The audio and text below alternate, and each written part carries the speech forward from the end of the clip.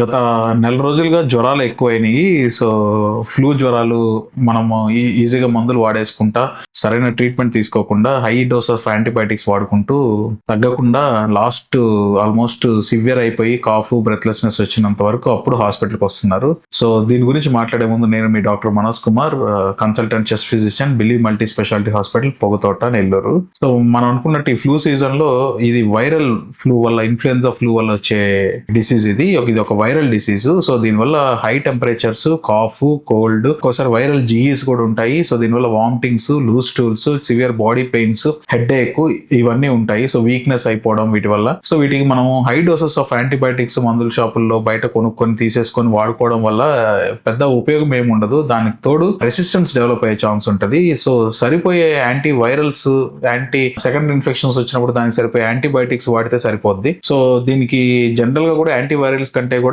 Paracetamol, కొంచెం hydration maintain చేయడము and కొంచెం రెస్ట్ తీసుకోగలిగితే మాక్సిమం సెట్ అయిపోతాయి. సివియర్ అయినప్పుడు ఆటోమేటిక్ గా డాక్టర్ గాని సంప్రదించి వారు అడ్వైస్ చేసే యాంటీబయాటిక్స్ కానీ లేదా యాంటీ వైరల్స్ కానీ వాడడం చాలా మంచిది.